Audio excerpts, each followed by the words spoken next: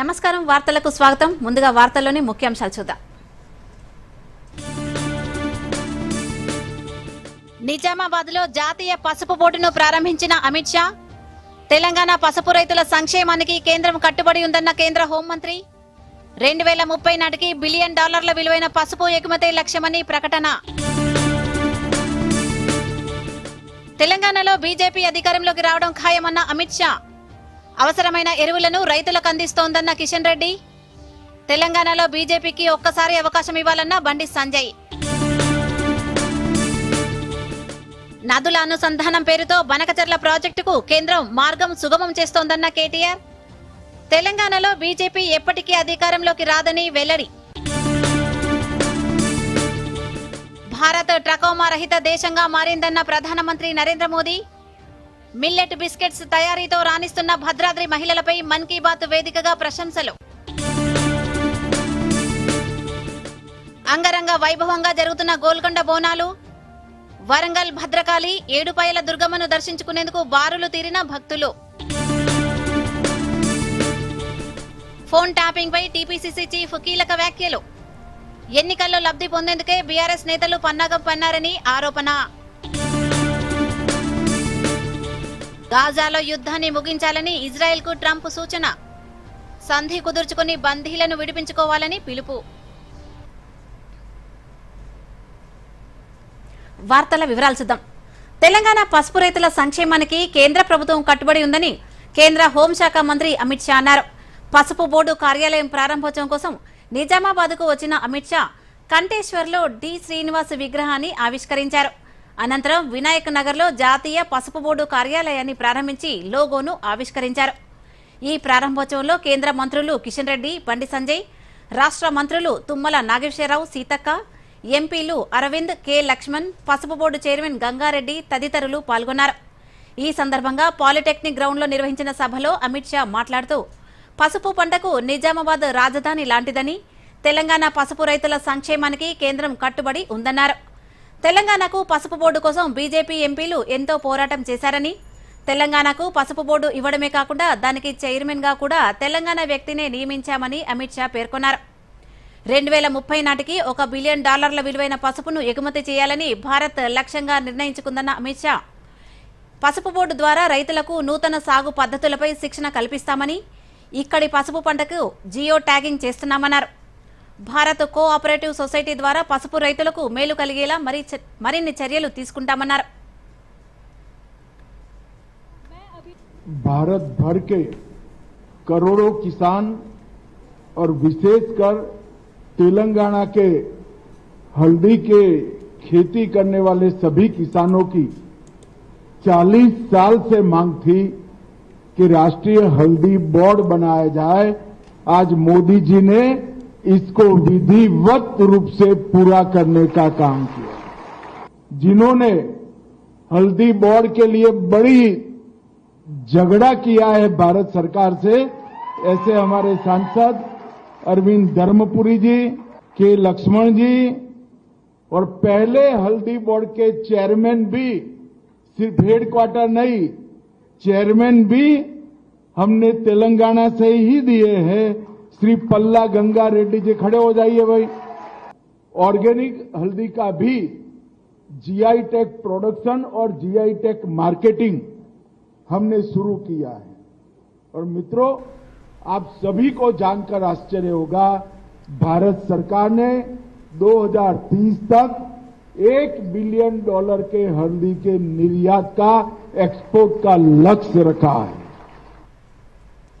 తెలంగాణలో బీజేపీ అధికారంలోకి రావడం ఖాయమని కేంద్ర హోంమంత్రి అమిత్ షా ధీమా వ్యక్తం చేశారు పసుపు బోర్డు ప్రారంభోత్సవం సందర్భంగా రాష్ట్ర రాజకీయాలపై అమిత్ షా కీలక వ్యాఖ్యలు చేశారు కార్యకర్తల ఉత్సాహం చూస్తుంటే త్వరలోనే తెలంగాణలో బీజేపీ అధికారంలోకి వస్తుందనే విశ్వాసం కలుగుతోందన్నారు రాష్ట్రంలో గత బీఆర్ఎస్ ప్రభుత్వం అవినీతికి పాల్పడిందని ఇప్పుడు కాంగ్రెస్ రూపంలో అవినీతి కొనసాగుతోందన్నారు తెలంగాణ కాంగ్రెస్ రాష్ట్రాన్ని ఢిల్లీకి ఏటీఎంలా మార్చేసిందని షా విమర్శించారు यहां टीआरएस की सरकार थी, बड़ा करप्शन किया या नहीं किया भाई बताओ तो जरा। धारानी, कालेश्वरम, टीएसपीएससी, सिंगरेनी भर्तियां, ईएएम, सीईटी की परीक्षाएं, ये सारा करप्शन किया था ना। अब तेलंगाना की जनता रेवंत रेड्डी गारू को लाई, टीआरएस को निकाला, बीआरएस को निकाला, और उनके भी भ्रष्टाचार ज्यादा करने वाले भ्रष्टाचार में उनके बाप जैसी कांग्रेस पार्टी आ गई। तेलंगाना वहीं का वहीं रह गया। भाइयों बहनों, तेलंगाना के चहुमुखी विकास के लिए यहां कांग्रेस पार्टी की सरकार भी नहीं चलेगी, टीआरएस की भी सरकार नहीं चलेगी। केवल और केवल नरेंद्र मोदी जी के नेतृत्व में भारतीय जनता पार्टी की सरकार कर सकती है। నక్సలైట్లు తక్షణమే హత్యాకాండ ఆపేసి లొంగిపోవాలని కేంద్ర హోంమంత్రి అమిత్ షా పిలుపునిచ్చారు. నిజామాబాద్ పసుపు బోర్డు జాతీయ కార్యాలయ ప్రారంభోత్సవ సభలో అమిత్ షా మాట్లాడుతూ పహల్గాంలో ఉగ్రదాడితో పాకిస్తాన్ భారత్ను భయపెట్టాలని చూసిందని, ఆ తర్వాత భారత్ శక్తి ఏంటో పాకిస్తాన్తో పాటు ప్రపంచానికి తెలిసిందన్నారు. ఉగ్రవాదాన్ని మాత్రమే కాకుండా దేశంలోని నక్సలిజం కూడా లేకుండా చేయాలన్నదే మోదీ లక్ష్యమన్న అమిత్ షా నక్సలిజాన్ని తుదముట్టించాలా లేదా మీరే చెప్పాలంటూ ప్రజలనే అడిగారు. 2026 మార్చి 30 లోపు దేశంలో నక్సలిజం లేకుండా చేస్తామన్నారు. నక్సలైట్లు తక్షణమే హత్యాకాండ ఆపేసి లొంగిపోవాలని, త్వరగా జనజీవన స్రవంతిలోకి రావాలన్నారు. ఇక ఇప్పటికే 10,000 మంది నక్సలైట్లు లొంగిపోయి ప్రభుత్వం ఇచ్చిన ఆర్థిక చేయూతతో ప్రశాంతమైన జీవితం గడుపుతున్నారన్నారు. तेलंगाना कांग्रेस पार्टी के अध्यक्ष कहते हैं कि इनको शरण में लाओ। कौन ना बोल रहा है भाई? जिसको सरेंडर करना है करे। मैं इस मंच पर से कहता हूं, सारे लोग हथियार छोड़ दो और सरेंडर करो, मगर सरेंडर नहीं करेंगे तो हमने तय किया है 31 मार्च 2026 के पहले इस देश से नक्सलवाद को हम समाप्त कर देंगे, समाप्त। తెలంగాణకు పసుపు బోర్డు కేటాయించినందుకు ప్రధానమంత్రి నరేంద్ర మోదీకి కేంద్ర హోంశాఖ మంత్రి అమిత్ షాకు కృతజ్ఞతలు తెలిపారు కేంద్ర మంత్రి కిషన్ రెడ్డి. దేశంలోని మరెన్నో రాష్ట్రాల్లో పసుపు ఉత్పత్తి అవుతున్నా రాష్ట్ర ప్రజలకిచ్చిన మాటను నిలబెట్టుకునేందుకు నిజామాబాద్కు పసుపు బోర్డు కేటాయించారన్నారు. కేంద్ర ప్రభుత్వం రైతు పక్షపాత ప్రభుత్వమని, విద్యుత్ కోతలు లేకుండా నవభారతాన్ని ఆవిష్కరించిన ఘనత ప్రధాని మోదీకే దక్కుతుందన్నారు. ఎరువుల కోసం రైతులు పడే అవస్థలను కేంద్ర ప్రభుత్వం పరిష్కరించిందన్నారు. సబ్సిడీపై యూరియాను అందజేస్తూ రైతులపై భారాన్ని తగ్గిస్తోందన్నారు. రామగుండం ఎరువుల పరిశ్రమను ప్రారంభించడం ద్వారా కేంద్ర ప్రభుత్వం తెలంగాణ అభివృద్ధి పట్ల ఉన్న చిత్తశుద్ధిని చాటుకుందన్నారు. నరేంద్ర మోడీ గారి ప్రభుత్వము రైతాంగ పక్షపాత ప్రభుత్వము. ఈరోజు మనకందరికీ తెలుసు, ఈ రాష్ట్రంలో విద్యుత్ కోతలు ఉండేది, రైతులు మోటార్లు ఎండిపోతుండేది. మన రాష్ట్రమే కాదు, దేశమంతా కూడా అదే పరిస్థితి.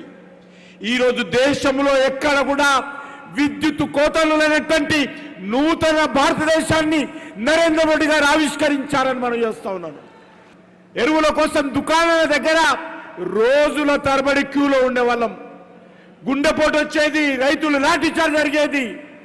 ఈరోజు ఎరువుల కొరత లేనటువంటి నూతన భారతాన్ని నరేంద్ర మోడీ గారు ఆవిష్కరించారు.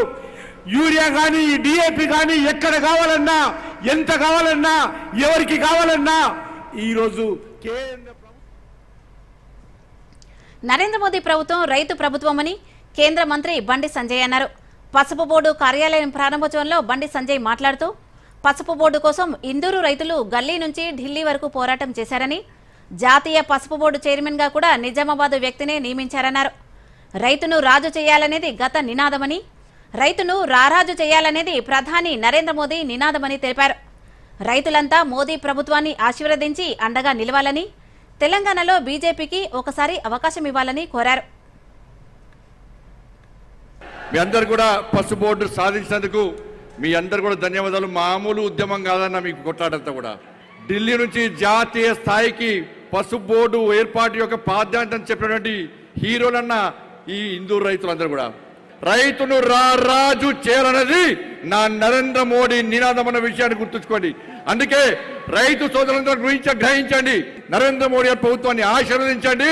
మాకు అండగా ఉండాల్సిందిగా మీ అందరికీ విజ్ఞప్తి చేస్తూ, అందరికీ ఇచ్చారు అవకాశం, బీజేపీకి అన్న అధికారం.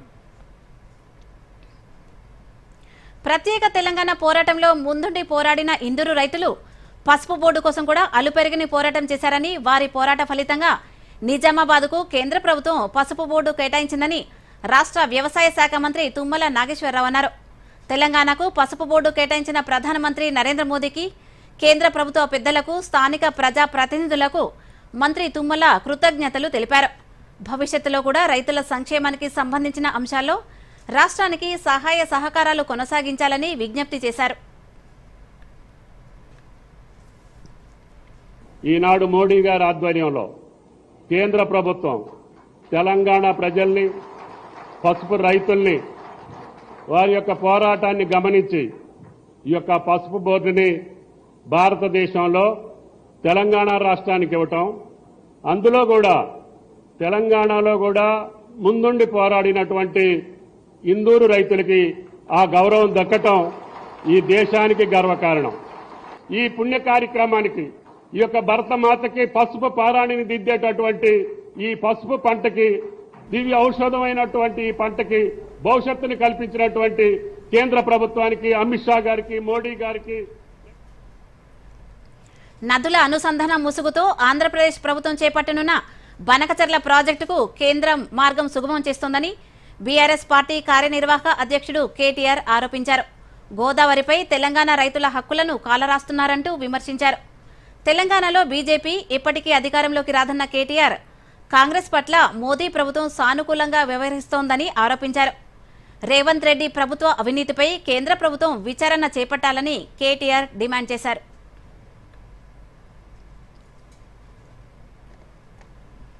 తెలంగాణలో వైద్య విద్యార్థులకు 15% స్టైఫండ్ పెంచుతూ తెలంగాణ ప్రభుత్వం ఉత్తర్వులు జారీ చేసింది.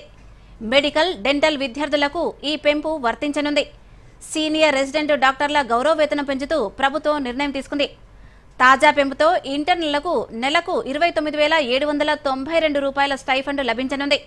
ఇక పీజీ డాక్టర్లకు ఫస్ట్ ఇయర్లో 67,032 రూపాయలు, సెకండ్ ఇయర్లో 70,757 రూపాయలు, ఇక ఫైనల్ ఇయర్లో 74,782 రూపాయల గౌరవ వేతనం ఇవ్వనున్నారు.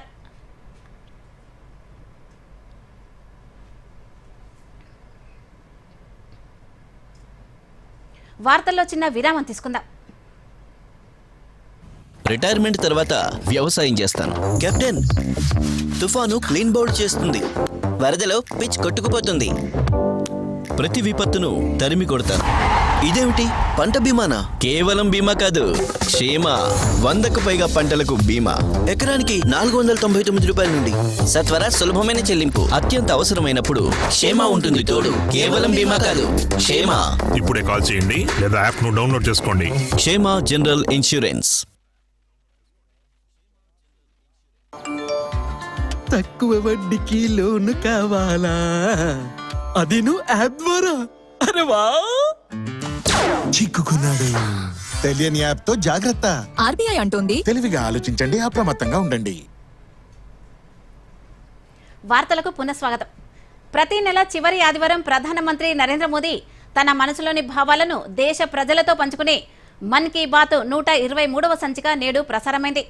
ఇందులో అంతర్జాతీయ యోగా దినోత్సవం జ్ఞాపకాలు, 10 ఏళ్ల సంబరాలు, సామాజిక భద్రత, ఎమర్జెన్సీ అనుభవాలు వంటి పలు అంశాలపై గురించి మాట్లాడారు.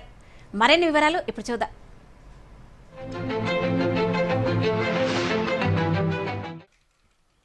ప్రపంచవ్యాప్తంగా 10 ఏళ్లుగా ఘనంగా యోగా దినోత్సవం జరుపుకుంటున్నారని ప్రధానమంత్రి అన్నారు. ఇటీవల జరిగిన యోగా దినోత్సవంలోని పలు అంశాలను ప్రధాని గుర్తు చేసుకున్నారు. విశాఖపట్నం సముద్ర తీరంలో 3 లక్షల మంది ప్రజలు ఒకేసారి యోగా చేశారని, ఆ దృశ్యం చూసేందుకు కన్నుల విందుగా ఉందని అన్నారు. 2,000 మందికి పైగా గిరిజన విద్యార్థులు 108 నిమిషాల పాటు 108 సూర్య నమస్కారాలు చేశారని పేర్కొన్నారు. తెలంగాణలో 3,000 మంది దివ్యాంగ మిత్రులు యోగా శిబిరంలో పాల్గొనడం ఆనందంగా ఉందని అన్నారు. हमने इस बार योग दिवस की कितनी ही आकर्षक तस्वीरें देखी हैं। विशाखापत्तनम के समुद्र तट पर 3 लाख लोगों ने एक साथ योग किया। विशाखापत्तनम से ही एक और अद्भुत दृश्य सामने आया। 2000 से ज्यादा आदिवासी छात्रों ने 108 मिनट तक 108 सूर्य नमस्कार किए। सोचिए कितना अनुशासन, कितना समर्पण रहा होगा। हमारे नौसेना के जहाजों पर भी योग की भव्य झलक दिखी। నావికాదళం అధికారులు ఓడలపై యమునా నదీ తీరంలో జమ్మూ కాశ్మీర్లో ప్రపంచంలోకెల్లా ఎత్తైన రైల్వే బ్రిడ్జిపై హిమాలయ మంచు శిఖరాలపై యోగా చేసిన దృశ్యాలు తన మనసును ఎంతగానో ఆకట్టుకున్నాయని ప్రధాని వెల్లడించారు. దేశంతో పాటు న్యూయార్క్ ఒక భూమి ఒక ఆరోగ్యం కోసం యోగా ఇతివృత్తంతో నిర్వహించిన అంతర్జాతీయ యోగా దినోత్సవంలో లండన్, టోక్యో, పారిస్ నగరాలు కూడా పాల్గొన్నాయని చెప్పారు. దేశంలో చాలా కాలం తర్వాత కైలాస, మానస సరోవరం యాత్రలు మళ్లీ ప్రారంభమయ్యాయని, ఇవి ప్రజల్లో భక్తితో పాటు నూతనోత్సాహాన్ని కల్పిస్తాయని అన్నారు. 2 రోజుల క్రితమే జగన్నాథుడి రథయాత్ర తిలకించామని, జూలై 3వ తేదీ నుంచి పవిత్రమైన అమర్నాథ్ యాత్ర ప్రారంభమవుతుందని ప్రధాని వెల్లడించారు. తూర్పు నుంచి పడమరకు, ఉత్తరం నుంచి దక్షిణం వరకు ఈ యాత్రలు ఏక్ భారత్ శ్రేష్ఠ భారత్ భావానికి ప్రతీకలని ప్రధాని అన్నారు. धर्मशालाओं की और रहने की व्यवस्था करते हैं। कैलाश मानसरोवर यात्रा का फिर से शुभारंभ हुआ है। कैलाश मानसरोवर यानी भगवान शिव का धाम। हिंदू, बौद्ध, जैन हर परंपरा में कैलाश को श्रद्धा और भक्ति का केंद्र माना गया है। साथियों, 3 जुलाई से पवित्र अमरनाथ यात्रा शुरू होने जा रही है और सावन का पवित्र महीना भी कुछ ही दिन दूर है। దేశంలో అధిక శాతం జనాభా ఏదో ఒక సామాజిక భద్రతా సదుపాయాలను పొందుతున్నారని ఇటీవలే అంతర్జాతీయ కార్మిక సంస్థ ఒక రిపోర్ట్ ఇచ్చిందని ప్రధాని పేర్కొన్నారు. భారతదేశంలోని 64% కంటే ఎక్కువ జనాభాకు ఇప్పుడు ఏదో ఒక సామాజిక భద్రతా సదుపాయం లభిస్తోందని ఈ రిపోర్ట్లో వెల్లడించారని అన్నారు. దేశంలో అత్యవసర పరిస్థితి విధించి 50 ఏళ్లు పూర్తయిన సందర్భంగా నాటి చీకటి రోజులను ప్రధాని గుర్తు చేసుకున్నారు. ప్రజల హక్కులను హరించిన విధానాన్ని ప్రధాని వివరించారు. ఈ సందర్భంగా దేశ మాజీ ప్రధాని మొరార్జీభాయ్ దేశాయ్ ఎమర్జెన్సీపై చేసిన వ్యాఖ్యలను ప్రజలతో పంచుకున్నారు. ఆ సమయంలో దేశంలో రాజ్యాంగంతో పాటు అన్ని వ్యవస్థలను నిర్వీర్యం చేశారని అన్నారు. మీసా చట్టం కింద జార్జ్ ఫెర్నాండెస్ సహా ఎందరినో సంకెళ్లతో బంధించారని వెల్లడించారు. इमरजेंसी लगाने वालों ने न सिर्फ हमारे संविधान की हत्या की, बल्कि उनका इरादा न्यायपालिका को भी अपना गुलाम बनाए रखने का था। इस दौरान लोगों को बड़े पैमाने पर प्रताड़ित किया गया था। इसके ऐसे अनेक उदाहरण हैं जिन्हें कभी भी भुलाया नहीं जा सकता। जॉर्ज फर्नांडिस साहब को जंजीरों में बांधा गया था। अनेक लोगों को कठोर यातनाएं दी गई। దేశంలో ఎమర్జెన్సీ విధించిన రోజును తాజాగా రాజ్యాంగ హత్యా దినంగా దేశ ప్రజలంతా జరుపుకున్నారని ప్రధాని అన్నారు. Bureau report, Doordarshan news. హైదరాబాద్లో గోల్కొండ బోనాల సందడి కొనసాగుతోంది. ఆషాఢంలో తొలి ఆదివారం కావడంతో మహిళలు బోనాలతో వచ్చి మొక్కులు చెల్లించుకున్నారు. దీంతో ఆ ప్రాంతమంతా సందడి వాతావరణం నెలకొంది. జగదాంబిక అమ్మవారికి తొలి బోనం సమర్పణతో జాతరకు శ్రీకారం చుట్టగా ఆదివారం రెండో పూజ సందర్భంగా భక్తుల రద్దీ భారీగా కనిపించింది. పోతరాజుల విన్యాసాలు, సాంస్కృతిక కార్యక్రమాలు గోల్కొండకు ప్రత్యేక ఆకర్షణగా నిలుస్తున్నాయి.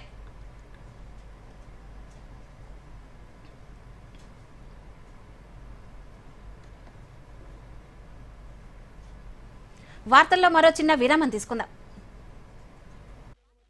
రిటైర్మెంట్ తర్వాత వ్యవసాయం చేస్తాను. కెప్టెన్, తుఫాను క్లీన్ బౌల్డ్ చేస్తుంది, వరదలో పిచ్ కొట్టుకుపోతుంది, ప్రతి విపత్తును తరిమి కొడతాను. ఇదేమిటి, పంట బీమానా? కేవలం బీమా కాదు, క్షేమ. 100కు పైగా పంటలకు బీమా, ఎకరానికి 499 రూపాయల నుండి. సత్వర సులభమైన చెల్లింపు, అత్యంత అవసరమైనప్పుడు క్షేమ ఉంటుంది తోడు. కేవలం బీమా కాదు, క్షేమ. ఇప్పుడే కాల్ చేయండి లేదా యాప్ ను డౌన్లోడ్ చేసుకోండి. క్షేమ జనరల్ ఇన్సూరెన్స్. పెద్ద కొడలా, ఇది నీ కోసం అమ్మా. దీనికి తొందర వచ్చింది? అరే చిన్న కొడలా, ఇదేమో నీ కోసం. ఇదిగో ఇది నా చిట్టి తల్లి కోసం. కానీ నాయనమ్మా, మీకోసం అంతా తనదే. నా బ్యాంక్, లాకర్, ఫిక్స్డ్ డిపాజిట్ అన్నిట్లోనూ ఈవినేగా నామినీ చేశాను. రేపు నేను లేనప్పుడు డబ్బు ఈవిడికి సులువుగా లభిస్తుంది. శుభం పలకండి. ఏంటిది? ఆర్బీఐ అంటుంది. విషయాలు తెలుసుకోండి, జాగరూకంగా ఉండండి. వార్తలకు తిరిగి స్వాగతం. మెదక్ జిల్లా పాపన్నపేట ఏడుపాయల వనదుర్గా మాతను శాకంబరి దేవి రూపంలో విశేషంగా అలంకరించారు.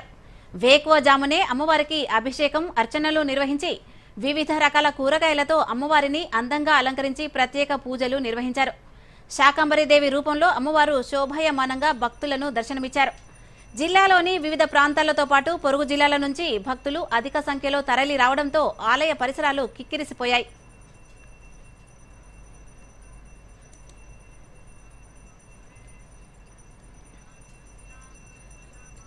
వరంగల్లోని శ్రీ భద్రకాళి ఆలయంలో శాకంబరి ఉత్సవాలు ఘనంగా జరిగాయి.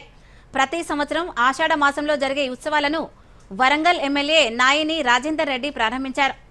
వేద మంత్రాల నడుమ 1000 కలశాలలో నింపిన పుణ్య జలాలు, పంచామృతాలతో అమ్మవారికి అభిషేకాలు ఘనంగా నిర్వహించారు. శాకంబరి ఉత్సవాల్లో భద్రకాళి అమ్మవారిని కూరగాయలు, ఆకుకూరలు, పండ్లతో అలంకరించి శాకంబరి దేవిగా దర్శనమిచ్చారు. ఈ ఉత్సవం ఆషాఢ మాసంలో సంప్రదాయబద్ధంగా జరుగుతుంది.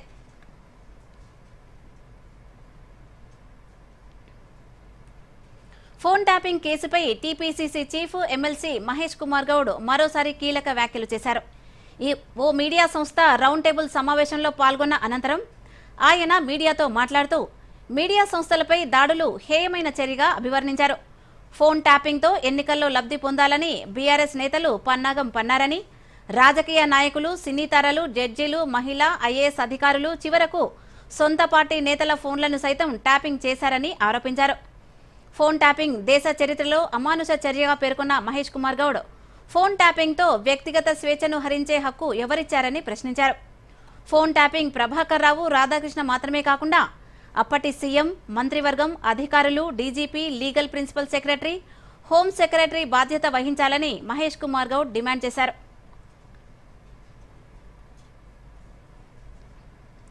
ఆసిఫాబాద్ నియోజకవర్గానికి చెందిన కాంగ్రెస్ అభ్యర్థి రావి శ్రీనివాస్ను 6 ఏళ్ల పాటు పార్టీ నుంచి సస్పెండ్ చేస్తున్నట్లు టీపీసీసీ క్రమశిక్షణ కమిటీ ప్రకటించింది.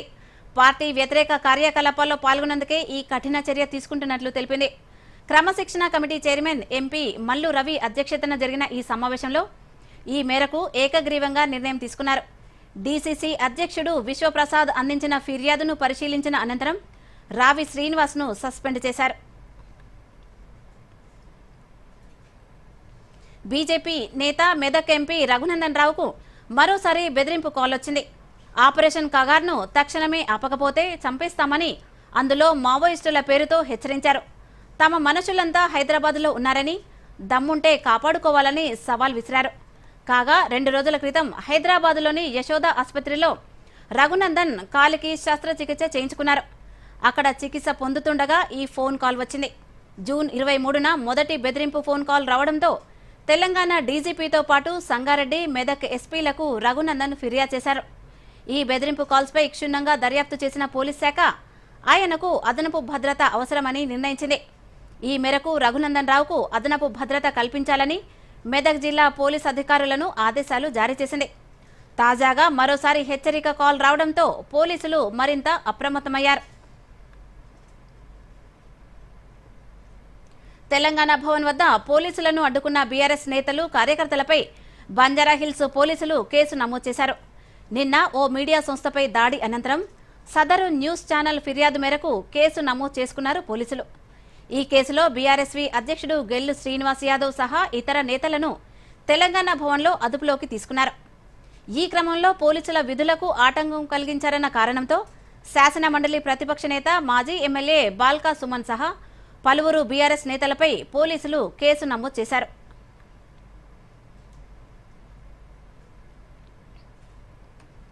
ప్రపంచ వార్తల సమాహారం వరల్డ్ న్యూస్ ఇప్పుడు చూద్దాం.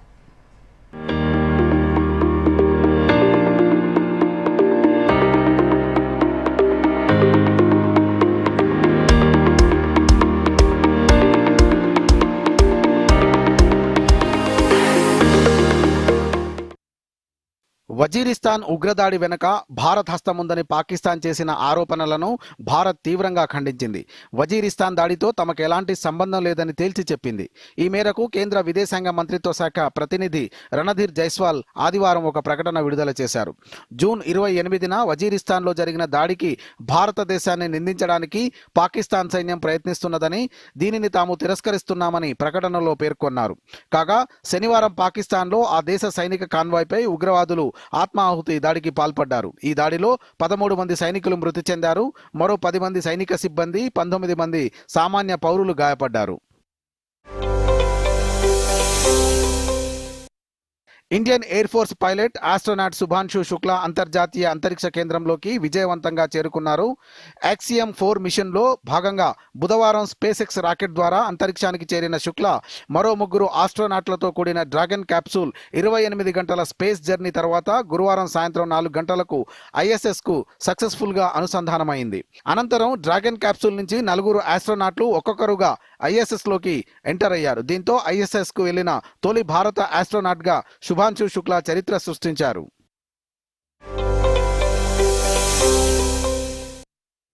ఇంటర్నేషనల్ స్పేస్ స్టేషన్లో ఉన్న Indian air force officer group captain Shubhanshu శుక్లాతో శనివారం ప్రధానమంత్రి నరేంద్ర మోదీ వీడియో కాన్ఫరెన్స్లో మాట్లాడారు. ఈ సందర్భంగా శుక్లాను మోదీ అభినందించారు. అక్కడి పరిస్థితులను అడిగి తెలుసుకున్నారు. అదేవిధంగా ఇస్రో తరపున ISS చేపట్టబోయే ప్రయోగాల గురించి మోదీకి శుక్లా బ్రీఫింగ్ ఇచ్చారు. ఈ ప్రయోగాలు గగనయాన్కు ఎలా ఉపయోగపడతాయో వివరించారు. అనుకున్నది సాధించాలని శుక్లాకు మోదీ సూచించారు. దేశం మొత్తం వెంట ఉంటుందని, అందరి ఆశీర్వాదాలుంటాయని తెలిపారు. చైనాలోని క్వింగ్ డావోలో జరిగిన షాంఘై సహకార సంస్థ రక్షణ మంత్రుల సమావేశంలో భారత రక్షణ మంత్రి రాజ్నాథ్ సింగ్ జాయింట్ డాక్యుమెంట్పై సంతకం చేయడానికి నిరాకరించారు. అందులో జమ్మూ కాశ్మీర్లోని పహల్గాంలో జరిగిన ఉగ్రవాద దాడిని ప్రస్తావించకపోవడం, పాకిస్తాన్లోని బలూచిస్తాన్లో చోటు చేసుకున్న అశాంతిని భారత్కు ముడిపెడుతూ పరోక్ష ఆరోపణలు చేయడంతో ఆ డాక్యుమెంట్పై రాజ్నాథ్ సంతకం చేయడానికి నిరాకరించారు. దీంతో SCO సమావేశం జాయింట్ డాక్యుమెంట్ జారీ చేయకుండానే ముగిసింది. ఈ సమావేశంలో రాజ్నాథ్ సింగ్ మాట్లాడుతూ ఉగ్రవాదంపై భారత్ వైఖరిని పునరుద్ఘాటించారు. వీసా దరఖాస్తుదారులు సోషల్ మీడియా అకౌంట్ల వివరాలు ఇవ్వాల్సిందేనని అమెరికా స్పష్టం చేసింది. గడిచిన 5 ఏళ్లలో అప్లికెంట్లు వాడిన ప్రతి సోషల్ మీడియాకు సంబంధించిన యూజర్ నేమ్లు, వివరాలు తప్పనిసరిగా వీసా అప్లికేషన్లో పేర్కొనాలని కండిషన్ పెట్టింది. లేదంటే వీసా తిరస్కరిస్తామని చెప్పింది. భవిష్యత్తులో వీసాకు అప్లై చేసుకున్నా వచ్చే అవకాశం ఉండదని హెచ్చరించింది. DS-160 వీసా దరఖాస్తులకు ఇది వర్తిస్తుందని స్పష్టం చేసింది. ఈ మేరకు గురువారం US ఎంబసీ ప్రకటన రిలీజ్ చేసింది. జాతీయ భద్రతను ఉద్దేశించే ఈ నిర్ణయం తీసుకున్నట్లు తెలిపింది.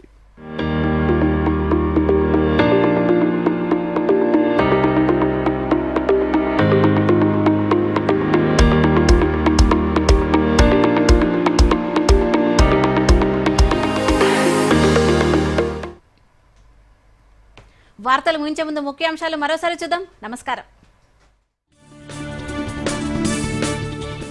నిజామాబాద్లో జాతీయ పసుపు బోర్డును ప్రారంభించిన అమిత్ షా. తెలంగాణ పసుపు రైతుల సంక్షేమానికి కేంద్రం కట్టుబడి ఉందన్న కేంద్ర హోంమంత్రి. 2030 నాటికి $1 బిలియన్ విలువైన పసుపు ఎగుమతి లక్ష్యమని ప్రకటన. తెలంగాణలో బీజేపీ అధికారంలోకి రావడం ఖాయమన్న అమిత్ షా. అవసరమైన ఎరువులను రైతులకు అందిస్తోందన్న కిషన్ రెడ్డి. తెలంగాణలో బీజేపీకి ఒక్కసారి అవకాశం ఇవ్వాలన్న బండి సంజయ్. నదుల అనుసంధానం పేరుతో బనకచర్ల ప్రాజెక్టుకు కేంద్రం మార్గం సుగమం చేస్తోందన్న కేటీఆర్. తెలంగాణలో బీజేపీ ఎప్పటికీ అధికారంలోకి రాదని వెల్లడి. భారత్ ట్రకోమా రహిత దేశంగా మారిందన్న ప్రధానమంత్రి నరేంద్ర మోదీ. మిల్లెట్ బిస్కెట్స్ తయారీతో రాణిస్తున్న భద్రాద్రి మహిళలపై మన్ కీ బాత్ వేదికగా ప్రశంసలు. అంగరంగ వైభవంగా జరుగుతున్న గోల్కొండ బోనాలు. వరంగల్ భద్రకాళి, ఏడుపాయల దుర్గమ్మను దర్శించుకునేందుకు బారులు తీరిన భక్తులు. ఫోన్ ట్యాపింగ్ పై టీపీసీసీ చీఫ్ కీలక వ్యాఖ్యలు. ఎన్నికల్లో లబ్ధి పొందేందుకే బీఆర్ఎస్ నేతలు పన్నాగం పన్నారని ఆరోపణ. గాజాలో యుద్ధాన్ని ముగించాలని ఇజ్రాయెల్కు ట్రంప్ సూచన. సంధి కుదుర్చుకుని బందీలను విడిపించుకోవాలని పిలుపు. దూరదర్శన్ యాదగిరి వార్తలను ఇప్పుడు సోషల్ మీడియాలో కూడా చూడొచ్చు. యూట్యూబ్ అయితే డిడి న్యూస్ తెలంగాణ, ఎక్స్ వేదికగా అయితే DD news Telangana @DD Yadagiri news, Facebook అయితే డిడి న్యూస్ తెలంగాణలో చూసి సబ్స్క్రైబ్ చేసి లైక్ చేయండి, షేర్ చేయండి.